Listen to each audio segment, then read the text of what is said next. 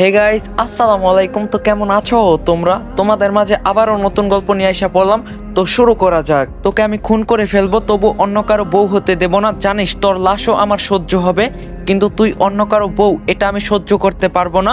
বিয়ে করার খুব শখ তোর, তাই না? আজ তোর বিয়ের শখ মিটাচ্ছি আমি। আমার থেকে বড়লোক ছেলে পেয়ে দেই দেই করে নাচতে নাচতে বিয়ের পিঁড়িতে বসে পড়লি। অন্ধকার ঘরে এক কোনায় মিমের গলায় ছুরি তাক করে দাঁড়িয়ে আছে আবির। চোখ দুটো বড় বড়, রক্তবর্ণ ধারণ করে আছে তার। ওকে দেখলে এখন যে কেউ পাগলের তকমা আয়াসে লেপটে দেবে ওর গায়ে, কিন্তু ওর কি যায় আসে তাতে? মিম চিৎকার করে বলল, কি সব যাতা বলছেন? সারুন আমাকে, কে আপনি? আর আমাকে এখানে এভাবে তুলে নিয়ে এসেছেন কেন? ও ডার্লিং, আর কত নাটক করবে তুমি? এখন আমাকে তুমি চিনতেই পারছো না? আমি আবির, তোমার ভালোবাসা। শয়তানি হাসি দিয়ে, আমি তোমার জান আবির। তখন মিম বলল, ফালতু না বকে আমাকে ছেড়ে দিন। আমি কোনো আবির টাবিরকে চিনি না, আর ভালোবাসা সে তো দূরের কথা। দেখে তো পাগল ছাড়া কিছুই মনে হচ্ছে না। পাগলামি করতে হলে রাস্তায় গিয়ে করুন, এখানে না করে। এটা পাগলামি করার জায়গা না। আমাকে যেতে দিন, বাসায় সবাই আমার জন্য ওয়েট করছে। এই চুপ, একটা কথাও বলবি না। আর কোনো কথা বলে এখনই গলা কেটে দেব, রেখে দেব, আর নিঃশ্বাসও নিতে পারবি না। আমার কাছে বেইমানের একমাত্র শাস্তি হলো মৃত্যু, কিন্তু আফসোস তোর মতো বেইমানকে মৃত্যুর উপহার দিতে পারছি না। কারণ তখন মিম বলল, বেইমানি মানে কি? আমি কখন আপনার সাথে বেইমানি করলাম? আরে বাবা, আমি বলছি তো আমি আপনাকে চিনি না। আজকের আগে কখনো আমি আপনাকে দেখিও নাই, তাহলে বেইমানির কথাটা আসলো কোথা থেকে? দেখুন, হাত জোর করে বলছি, আমাকে যেতে দিন। আজকে আমার বিয়ে, দেখুন নিজেকে কত সুন্দর করে সাজিয়েছি আমি। আমার জন্য সবাই অপেক্ষা করছে। এখন যদি আমি বাসায় না পৌঁছাই, তাহলে সবাই ভাববে আমি পালিয়ে গেছি, আর সেজন্য আমার বাবা মাকে ছোট বড় অনেকে কথা শোনাবে। আমার বাবার উঁচু মাথা নিচু হয়ে যাবে। আমি তো আপনার কোনো ক্ষতি করিনি, তাহলে কেন এমন করছেন? কাঁদতে কাঁদতে হাত জোর করে বললাম, প্লিজ আমাকে যেতে দিন। তখন আমি বললাম, আমার কোনো ক্ষতি করনি, সিরিয়াসলি। এই মেয়ে শোনো, তুমি আমার যতটা ক্ষতি করছো ততটা ক্ষতি এই দুনিয়ার কেউ কোনোদিন করেনি, আর করার সাহসও দেখায়নি। ধাক্কা দিয়ে বিছানায় ফেলে দিয়ে বললাম, চুপচাপ বসে থাকো, একটু পর তোমার সাথে আমার বিয়ে হবে, সেই প্রস্তুতি নাও। আর হ্যাঁ, আমি কোনো ভিখারি নই, তোমাকে খাওয়ানোর মতো সামর্থ্য আমার আছে। আর যাকে বিয়ে করতে বসছিলে তার থেকে ভালো আর্থিক অবস্থানও আছে, খাওয়া পড়ার কোনো অভাব হবে না। So no tension, okay baby. তখন মিম বলল, আমি আপনাকে বিয়ে করব না। আমার বাবার ঠিক করা ছেলে রাফির সাথে আমার বিয়ে হওয়ার কথা ছিল। বিয়ে করলে ওকেই করব, নাইলে কাউকে নয়। আর টাকা পয়সা দিয়ে আমি কাউকে জাজ করি না। হতে পারে রাফি আপনার থেকে গরিব, কিন্তু মানুষ হিসাবে খাঁটি হিরে। তখন আমি চোখ গরম করে বললাম, কি বললি? আবার বল, কাকে বিয়ে করবি? টেবিল স্মাইল দিয়ে বললাম, রাফি। একদম চুপ, আর কোনোদিন এই নাম মুখে আনবি না। শোন, আজ থেকে আমি হলাম তোর জীবনের সব থেকে বড় সত্যি। হিরে আর কাজ খুব সহজে কেউ চিনতে পারে না, যেমন তুমিও পারো না। কোনটা কাজ আর কোনটা হিরে সেটা বোঝার মতো বোধ বুদ্ধি এখনো হয়নি তোমার। যাকগে, 10 মিনিটে ফ্রেশ হয়ে আসো, কারণ একটু পরে আমাদের বিয়ে হবে। তখন মিম বলল, আমার কথা কি আপনার কানে যাচ্ছে না? আমি আপনাকে বিয়ে করব না। কেন আপনাকে বিয়ে করব? আমি চিনি না, জানি না, কোনোদিন দেখিনি। আমাকে তুলে আনলেন আর আমি আপনাকে বিয়ে করে নিলাম। এটা কি হয় নাকি? আমি আপনাকে কিছুতেই বিয়ে করব না। আমি এখান থেকে পালাবো, এক্ষুনি পালাবো। তখন আমি বললাম, আহ রিয়েলি? ওকে, তাহলে পালাও। আমিও দেখি আবিরের কাছ থেকে পালিয়ে তুমি কোথায় আর কত দূর যেতে পারো। তখন মিম বলল, চ্যালেঞ্জ করছেন আমাকে? তখন আমি বললাম, তোমার যা ইচ্ছা তাই ভাবো। তোমার সাথে বক বক করে মাথা ধরে গেল। এখন বিয়েটা মিটলেই ঘুমিয়ে পড়বো। আজ অনেক দখল গেছে আমার উপর দিয়ে। তুমি ফ্রেশ হও, আমি আসছি। আর পারলে পালিয়ে দেখিও। Okay, bye, see you again new বউ। আরে বাহ, কি সুন্দর নাম দিলাম তোমার, নিউ বউ, আই মিন নতুন বউ। রুম লক করে বাইরে বেরিয়ে গেল লোকটা। এই সুযোগে পালানোর, এদিক ওদিক পালানোর রাস্তা খুঁজতে ব্যস্ত আমি, কিন্তু কিছুতেই কোনো রাস্তা পাচ্ছি না। রুমের মধ্যে একটাও জানালা, তাও আবার ভাঙা যাবে না। তাহলে পালাবো কি করে? আচ্ছা, লোকটা কে? কেন আমার সাথে এমন করছে? কি করছি আমি? যাকগে, এখন এত কিছু ভেবে সময় নষ্ট করার মানে হয় না। আগে পালাই, তারপর ভাববো। ও হ্যাঁ, আপনাদের বলাই হয়নি, আমি মিম।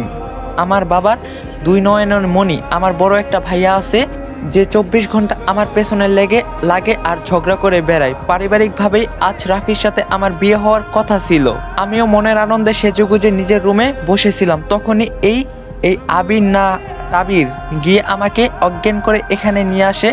তারপরের ঘটনা তো আপনাদের জানাই আছে। হঠাৎ দরজা খোলার শব্দ কানে আসতেই দরজার এক কোণায় লুকিয়ে পড়লাম আমি। লোকটা 2জন লোককে নিয়ে ভিতরে প্রবেশ করতেই দৌড়ে রুম থেকে বের হতে যাব, তখনই খপ করে আমার হাত ধরে নিল বজ্জাতটা।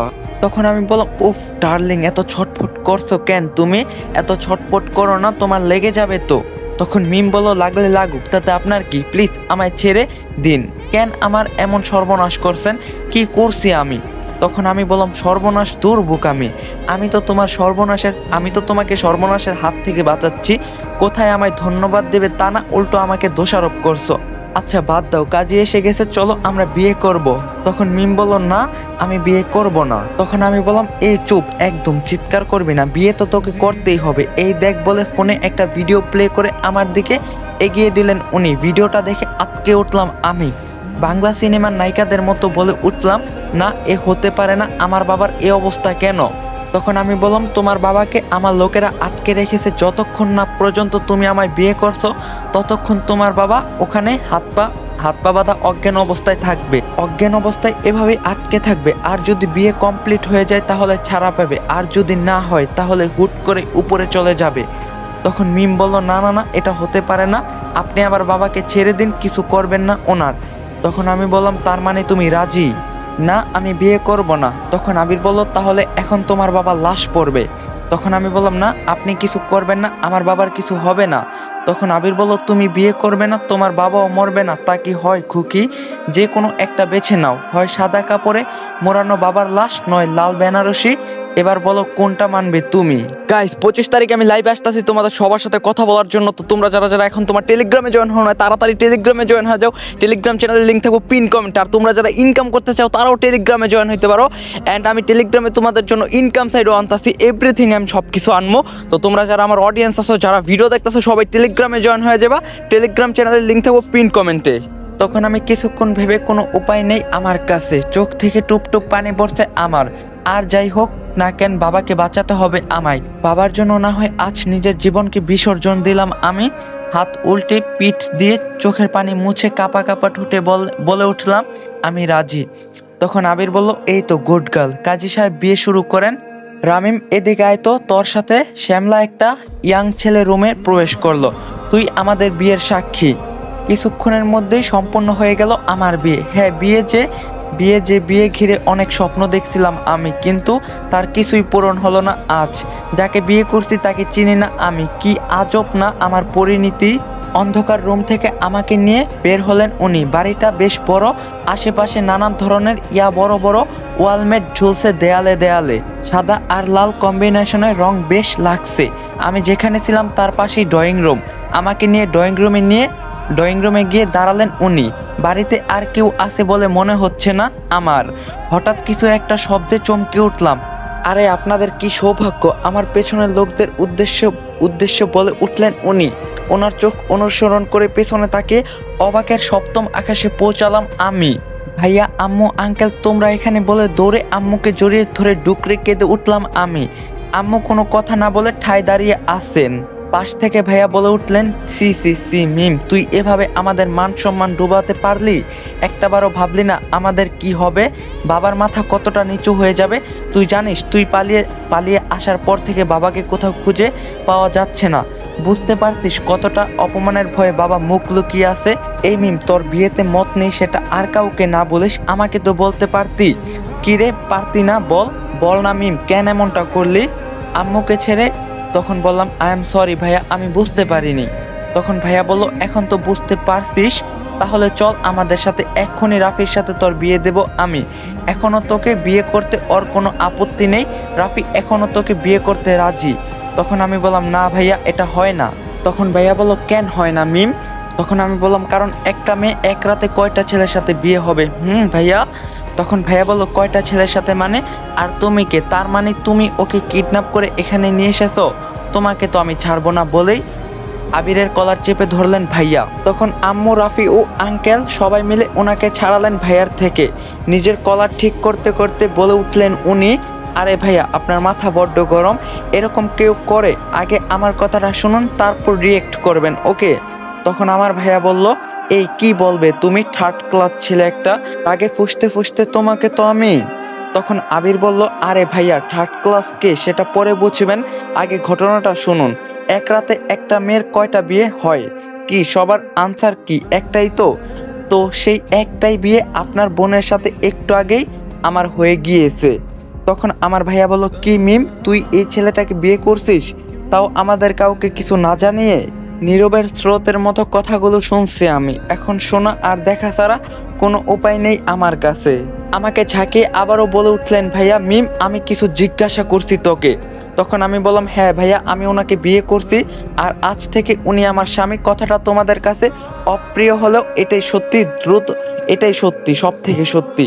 তখন ভাইয়া আমার গালে ঠাস করে একটা থাপ্পড় মারলো। তোর এতটা অধপতন হয়েছে, আমাদের মুখে চুনকালি মাখিয়ে বিয়ের আসর থেকে পালিয়ে আমাদের সবাইকে না জানিয়ে ওকে বিয়ে করছিস। এই কথাটা তোর বাবা জানার পর কি অবস্থা হবে ওনারা ভাবতে পারছিস তুই? তখন আমি আম্মুকে বললাম, আম্মু আমার কথাটা তো শোনো প্লিজ। তখন আম্মু বলল, তোর কথা শুনবো, আর কি শোনার বাকি আছে মিম? আদৌ কি কিছু বলার আছে তোর? তখন আমি ভাইয়াকে বললাম, ভাইয়া তুমি আমাকে কথাটা বলেই আবির নামের দানবের দিকে তাকালাম আমি।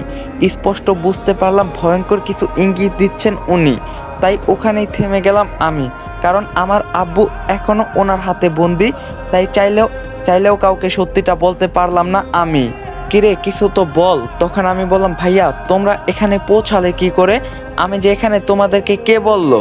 তখন ভাইয়া বলল, জানি না, হঠাৎ একটা আননোন নাম্বার থেকে আমাকে টেক্সট করে এই ঠিকানা পাঠালো, সাথে ছোট্ট একটা মেসেজ, মিম এই ঠিকানায় আছে। তাই আমরা ছুটে এখানে চলে আসি, আর এখানে এসে যা দেখলাম তা তো।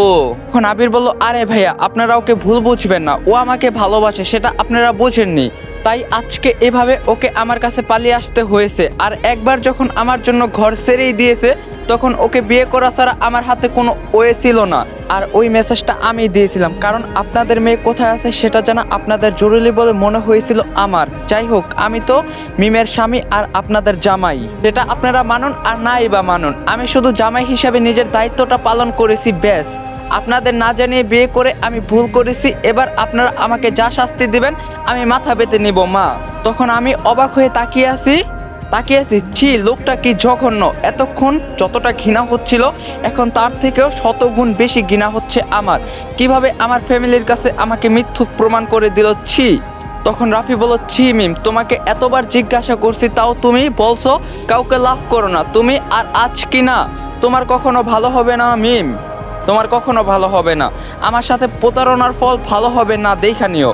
আঙ্কেল, রাফি ভাই একে একে সবাই আমাকে কথা শুনিয়ে চলে গেল। সবার কথা যেমনই হোক, শেষে মায়ের বলা কথাটা কলিজায় বিঁধলো আমার মা বলল, মিম তোকে অনেক যত্নে আর ভালোবাসা বড় করছিলাম, আর আজ সেই তুই আমাদের মুখে চুনকালি দিলি। আজ থেকে জানালাম আমার কোনো মেয়ে নেই, একটাই ছেলের মা আমি। আর কোনোদিন আমাদের বাসা আর আমার সামনে আসবি না তুই, বলেই হন করে বেরিয়ে গেল সবাই। লোকে মা বাবার কি অবস্থা করবে বুঝে গেছি আমি। কিন্তু মা, তোমরা কি জানো আমি নিরুপায়। আমি সবাই যাওয়ার পর স্ট্যাচুর মতো দাঁড়িয়ে কাঁদছি আমি। আর আমাকে আর চোখে দেখছেন উনি। কিছুক্ষণ পর চোখের পানি মুছে নিজেকে শান্ত করে ওনার উদ্দেশ্যে প্রশ্ন ছুড়ে মারলাম আমি, আপনি এটা কেন করলেন? কেন সবাইকে বুঝতে বাধ্য করলেন আমি আপনাকে ভালোবাসি, আর তাই আপনাকে বিয়ে করছি? কেন? তখন আবির বলল, সেটার উপযুক্ত কারণ ছিল, তাই যদি কারণ না থাকতো আমি এসব করতাম না। সো ভাবো এটা কারণ আছে। তখন আমি বললাম, আমার বাবা কোথায়, ওনাকে ছাড়ছেন না কেন? তখন আবির বলল, এত টেনশন করো কেন তুমি? তোমার বাবাকে অলরেডি ছেড়ে দেওয়া হয়েছে, আর এতক্ষণে বাসায়ও পৌঁছে গেছেন উনি। এবার চলো ড্রেস চেঞ্জ করে শুয়ে পড়বো, চলো। তখন আমি বললাম, কোথাও শুবো না আমি বাসায় যাব, এখানে থাকবো না আমি। তখন আবির বলল, বাস, হা বলে অট্টহাসি ফেটে পড়লেন উনি। তখন আমি বললাম, আরে হাসছেন কেন আপনি? আমি হাসার মতো কি কিছু করছি বা বলছি? তখন আবির বলল, অবভিয়াসলি যারা এখন তোমাকে ফেলে চলে গেল, এরাই আবার তোমাকে বাসায় জায়গা দেবে মনে হয় তোমার? ওনার কথায় চুপ হয়ে গেলাম আমি। সত্যিই তো কেউ আমার মুখও দেখতে চায় না, তাহলে আমাকে থাকতে দেবে কেন? কোথায় যাব আমি? কে বিশ্বাস জড়াবে আমায়? তখন আবির বলল, কি চুপ হয়ে গেলে যে? তখন আমি বললাম, আপনি আমার সাথে কেন এটা করলেন? আপনিও খুব ভালো করে জানেন ভালোবাসা তো দূর, আমি আপনাকে চিনিও না, তাহলে সবাইকে এটা কেন বিশ্বাস করালেন আমি আপনাকে ভালোবাসি, বিয়ে করছি? তখন আবির বলল, সব কথার উত্তর হয় না, সব কথার উত্তর দেওয়া সঠিক সময়ও এখন নয়। সঠিক সময়ে সঠিক উত্তর পেয়ে যাবে, সময় হলে আমাকে প্রশ্ন না করে উত্তর পেয়ে যাবে তুমি। আর আমাকে ভালোবাসো না ঠিকই, কোথাও না কোথাও মনের গহীনে কাউকে না কাউকে তো ঠিকই ভালোবাসো। তখন আমি বললাম, কি বললেন? তখন আবির বলল, না তেমন কিছু না, যাও ফ্রেশ হয়ে নাও। তখন আমি বললাম আমি যাব না, আমি বাসায় যাব। তখন আবির বলল এই স্টপ, ভালোভাবে বলে শুনতে পাও না? তুমি কোথাও যাচ্ছ না, আজ থেকে এটাই তোমার বাসা, তুমি এখানেই থাকবে। চুপচাপ ফ্রেশ হয়ে খেতে আসো, আর যদি খেতে ইচ্ছা না করে তাহলে ঘুমিয়ে পড়ো। তখন আমি বললাম আমার উপর জোর? তখন আবির বললাম নো কথাবার্তা, ওকে যা বলছি তা চুপচাপ করো, আমাকে হিংস্র হতে বাধ্য করো না, তাহলে কেঁদেও কুল কিনারা পাবে না। তখন আমি চিৎকার করে বলে উঠলাম আর কতটা হিংস্র হবেন আপনি? আপনার মনে হয় আপনি হিংস্র নন? কি ভাবছেন আপনি আমার বাবাকে আটকে আমাকে বিয়ে করলেই স্বামীর অধিকার সম্মান পেয়ে যাবেন? কিছুতেই পাবেন না।